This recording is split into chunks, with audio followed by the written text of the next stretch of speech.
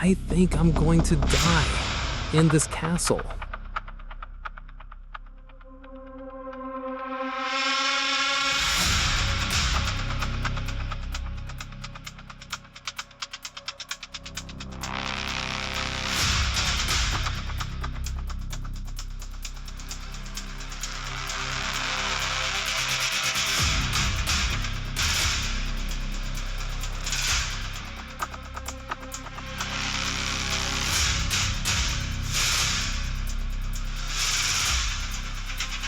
Our story begins with a prince who loved himself way too much. He believed he was the most handsome, the richest man in the entire world, to the point where he looked down on everyone around him, as if they weren't even on his level. He was spoiled beyond reason, and inside his palace, only beautiful girls were ever allowed in. Every night, he threw strange, extravagant parties, always choosing the most beautiful girl to dance with, living for pleasure every second he could. And then, one night, a massive storm hit. The sky turned dark, the wind howled, and out of nowhere, an old woman appeared. Poor, strange, and desperate to escape the storm. She slipped into the palace unseen. Slowly, she approached the prince, placed a single rose in his hands, and begged him to let her stay just until the storm passed. But instead, the prince treated her with cruelty, mocking her, humiliating her in front of everyone, his words cutting deeper than any blade. Until finally, he threw the rose straight into her face, letting it fall to the ground. The old woman tried to explain true beauty lies within the heart and the soul, but it was clear his heart was stone, cold, empty, without mercy. And in that moment, he proved he deserved nothing but darkness. Suddenly, her form began to change. The old woman transformed into a breathtakingly beautiful young woman. So beautiful, the prince couldn't even stand. He collapsed to the ground, begging her forgiveness, trying to understand how she did this. Calmly, she told him the truth. She had come to test him. The rose was never just a rose. It was a chance to show kindness. But he failed, because his heart was filled with darkness. He showed no love, no compassion, not even for the weak. And so, he deserved none in return. Without hesitation, she transformed again, this time into a terrifying beast. Right in front of everyone, she ended him. But she didn't stop there. No, she erased him from every memory, every mind. Everyone who ever knew him forgot, as if he had never existed. Even the palace faded from the world, untouched, unseen for years. And then we learned that the rose was cursed, a magical rose, and the moment he rejected it, the curse was sealed. The prince was transformed into a beast, and the only way to break the curse was to find true love, to feel it, to be loved in return before the last petal fell. So he kept the rose, hidden, protected, for years, because it was his last hope, living only for that chance, that one day he might become human again. And since the witch erased him from memory, no one remembered him. No one remembered the palace. No one even came close to it. For years, it was like they never existed. Until one day, a beautiful palace appeared near a quiet village, and inside it lived a girl named Belle. She loved reading more than anything. Her heart was kind. She helped anyone in need and learned goodness from her father.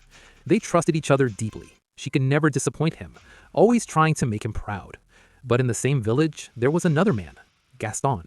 He was obsessed with Belle, in love with her, or at least he believed he was, and he wanted to marry her no matter what. Again and again, he tried to get close, but she kept pulling away, rejecting him because she saw the truth. He was selfish, deceptive, and empty inside, and she would never be with someone like that. But still, he refused to give up, thinking of every possible way to make her his, even against her will. One night, her father walked alone deep into the forest, in the dark, and suddenly a strange path appeared before him. Without thinking it, he followed it, believing it was a shortcut that would get him home faster. In the middle of the road, he starts hearing terrifying sounds coming from deep within the forest. Fear begins to creep in, until suddenly, he freezes. Wolves right in front of him. They move in, ready to attack. He panics, trying to escape by any way he can. Out of pure fear, he drives recklessly through roads he doesn't recognize for hours until finally he finds himself standing in front of the same palace from the beginning of the story. He's confused. The palace is completely dark. No guards, no movement. It feels abandoned, but curiosity takes over. He decides to go inside. And that's when things get even stranger. There's fire burning inside, a full dining table covered with food, as if someone lives here. But no one is there. No one at all. He wanders through the palace for a long time, and hunger takes control.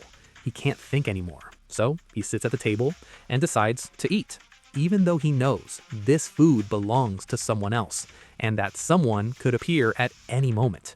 But hunger wins. He lets go of everything and starts eating, ravenously, until suddenly he freezes.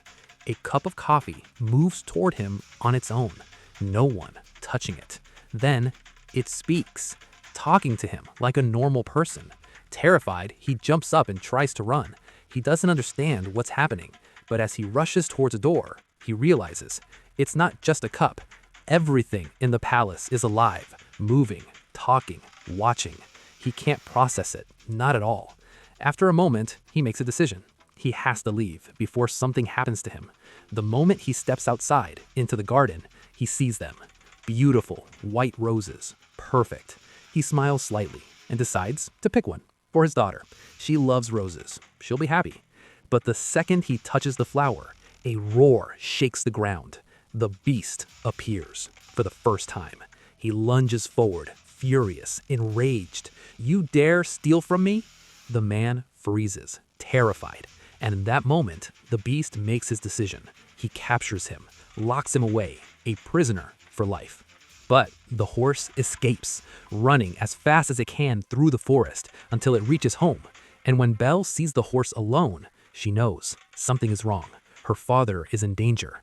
Fear fills her chest. Without hesitation, she climbs onto the horse and it runs, taking her back to the same place, the palace. She looks around, confused by everything she sees, but despite the fear, she walks in, brave, determined. "Father?" Her voice echoes through the empty halls. She keeps calling, louder and louder, looking for anyone, any sign of life, but no one answers. No servants, no guards, nothing. How can a palace this big be completely empty? Then she hears something, close. She moves toward it slowly, carefully, and what she sees makes her freeze. A clock, candlesticks, talking, moving, alive. Before she can even react, a scream from upstairs. Her father. She grabs a candle and runs without thinking, searching everywhere, room after room, until finally she finds him, locked inside a room.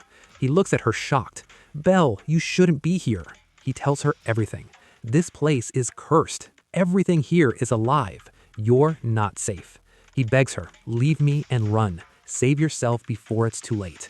He tells her about the beast, the creature that attacked him, the one who imprisoned him. And all of this because of a rose he picked from his garden. Belle can't believe it. It doesn't make sense. It can't be real. She argues with him, refuses to leave. "I'm not going anywhere without you." And then, in the middle of their words, a shadow appears behind her. The beast. She turns and freezes in shock. She freezes because he's enormous, terrifying. But somehow, she gathers every bit of courage inside her, steps closer, and decides she won't be afraid. She raises her voice, faces him directly.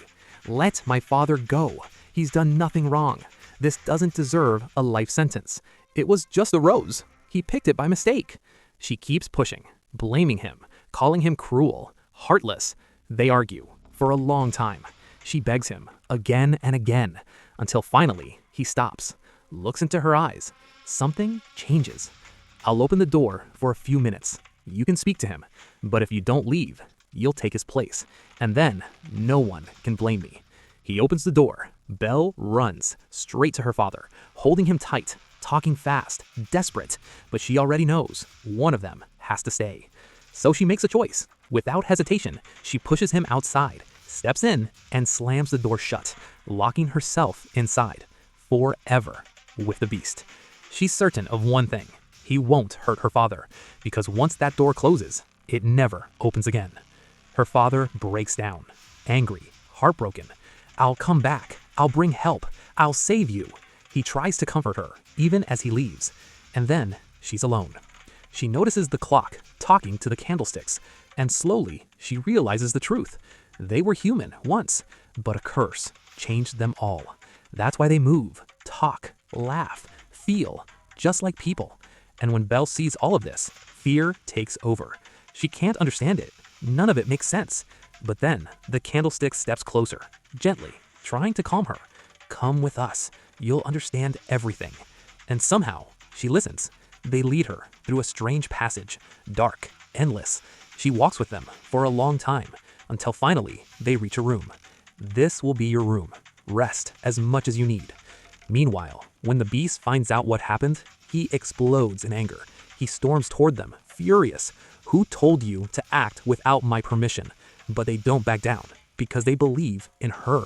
They see hope, the only one who might break the curse. They tell him, get close to her, care for her, do what the witch said. They even give him advice on how to make her love him, invite her to dinner. But he refuses, completely. That's madness. No one could ever love this. He looks at himself, a monster, huge, terrifying, far from anything human. She'll fear me more, not love me. But they keep pushing, begging him, convincing him to try, until finally he gives in, because deep down he knows this curse is his fault. They were all there that night when the old woman came.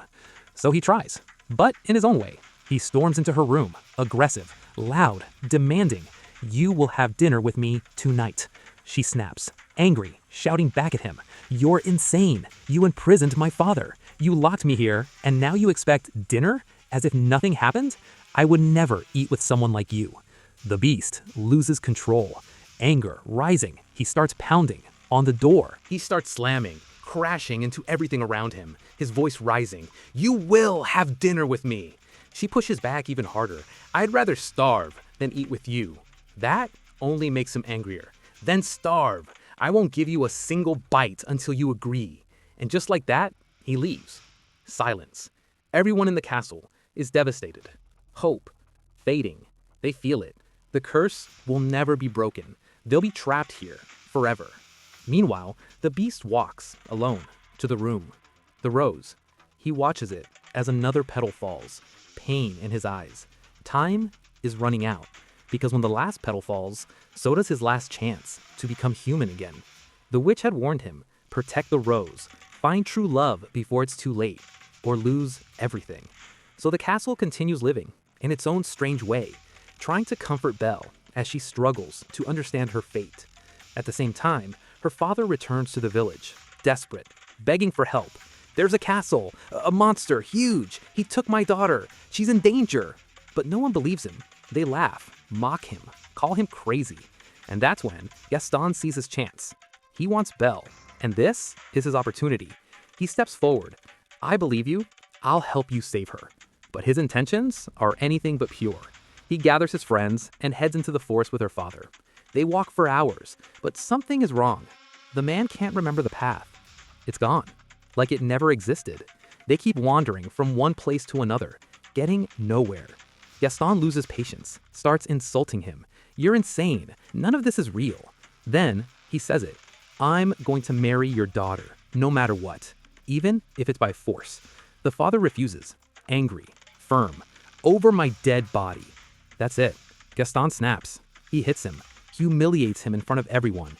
Then they tie him to a tree and leave him, because they know this forest is full of wolves, and in a few hours, he'll be dead.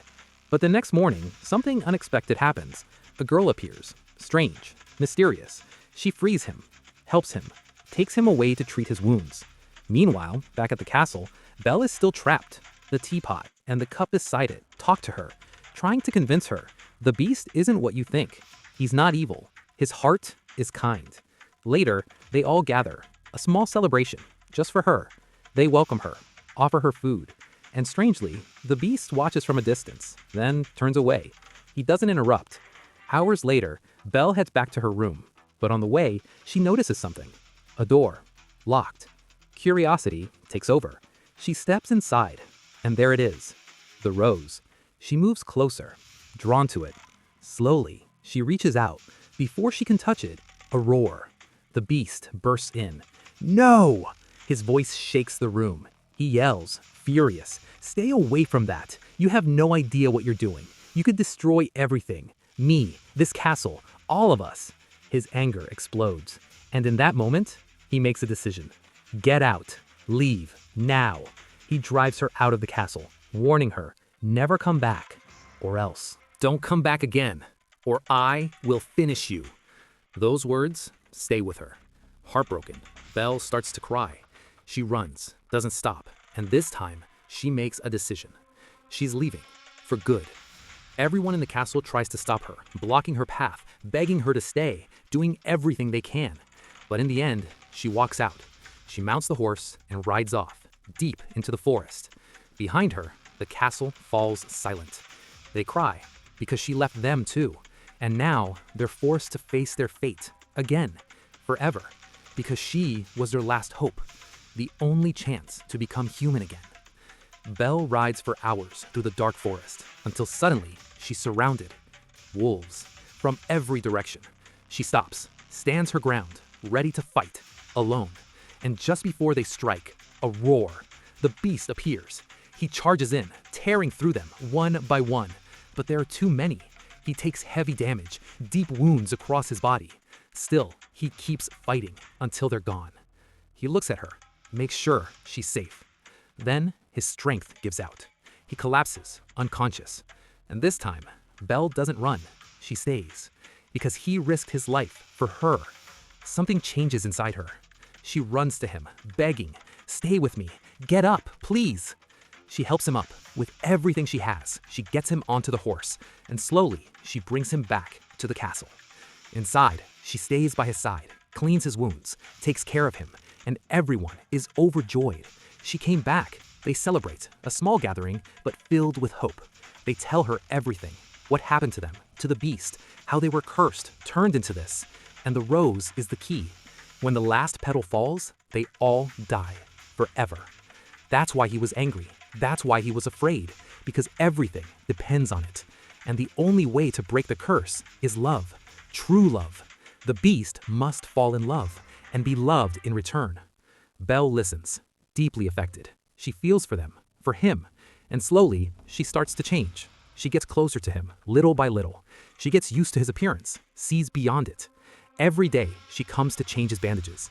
She recites poetry, lines she memorized from books. She talks about her life, her thoughts, her dreams. And one day, she notices something. He completes the poem perfectly. She looks at him, surprised. You know this? He nods. I love books, stories, especially romance. I spend most of my time reading. And in that moment, she realizes he's not what she thought. He's intelligent, deep, different. They talk for hours about everything, and as he heals, he makes a decision. He takes her to his library, and when she sees it, she freezes. It's massive, endless shelves, every kind of book she ever dreamed of. She can't believe it. All of this is yours? For the first time, he gives her a choice. You can stay, use the library, read as much as you want, or you can leave. I won't stop you. And she chooses to stay. She's happier than ever. Days pass, and they grow closer, closer and closer. They become friends. They know everything about each other. And for the first time since the curse, the beast feels happy. His heart belongs to her now, and everyone in the castle sees it. Finally, hope returns. They believe this is it. Love, real love. The candlestick approaches him. You must tell her. You love her. Don't lose this chance.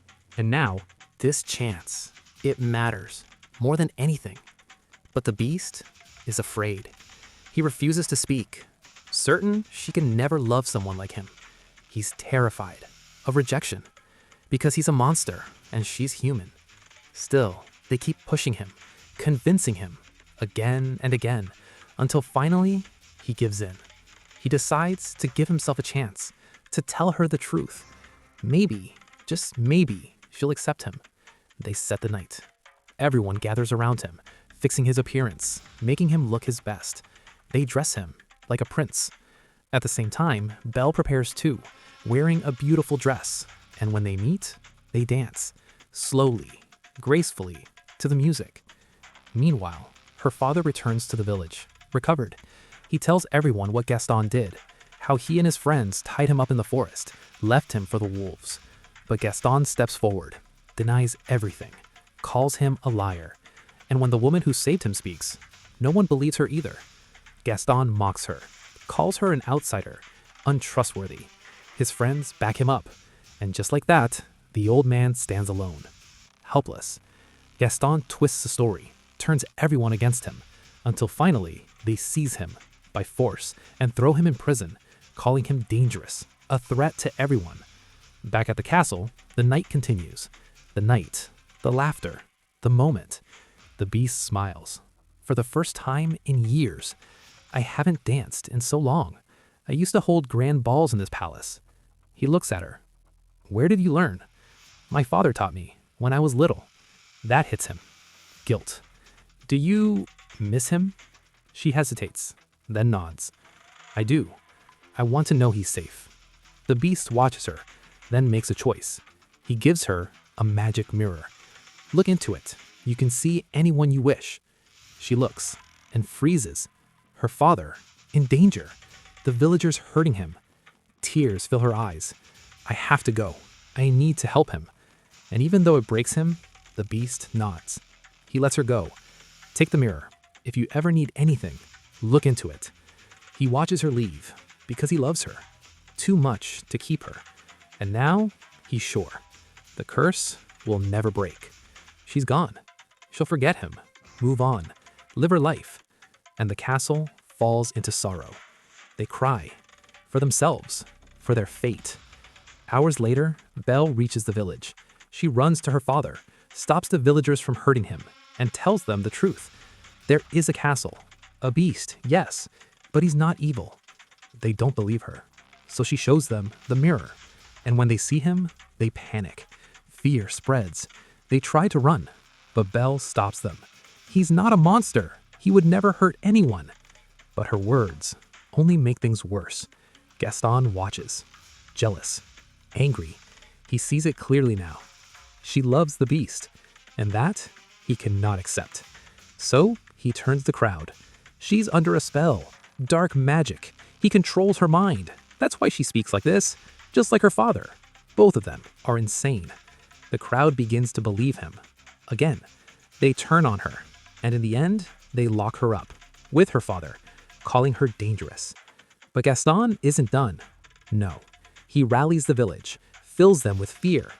We have to act. We find that castle and we destroy the beast, no matter the cost. Because if we don't, he'll come for us, and he'll destroy us all. All of them. But Gaston had a completely different plan. He didn't just want to defeat the beast. He wanted to take everything. The castle, the power, to become the prince himself, rule the entire land, and force Belle to marry him. Meanwhile, Belle manages to escape, quietly, without anyone noticing. She jumps onto the horse and rides fast, trying to reach the castle to warn the beast before it's too late. A few hours later, the villagers arrive. They attack the castle with everything they have. The moment they step inside, they freeze. Everything is moving.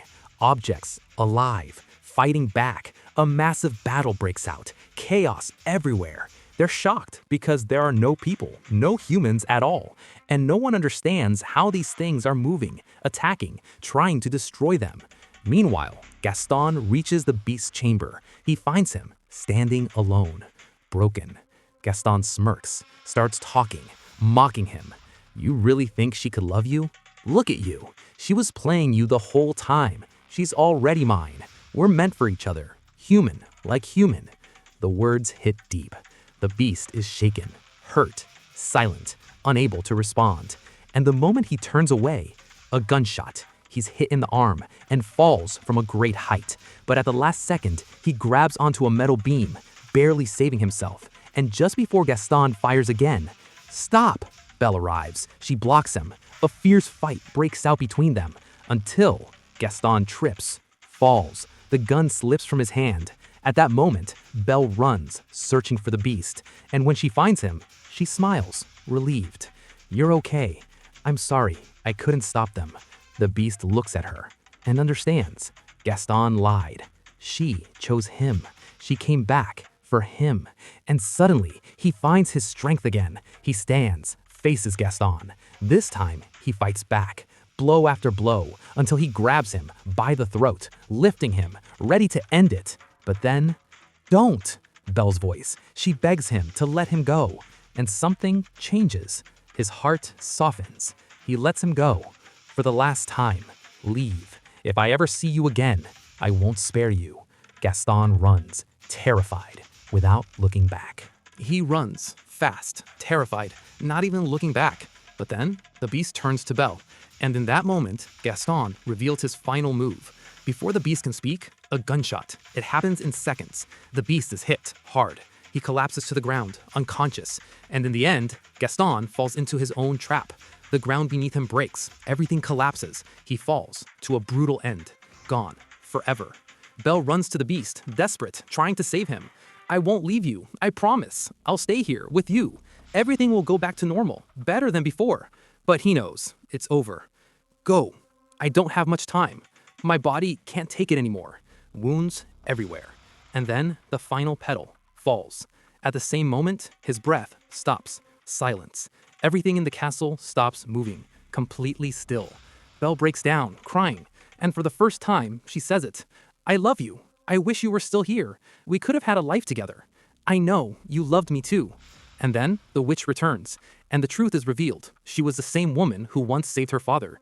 She watches and realizes the beast finally found true love. His heart of stone has changed. And so she lifts the curse. Light fills the sky. Magic spreads everywhere.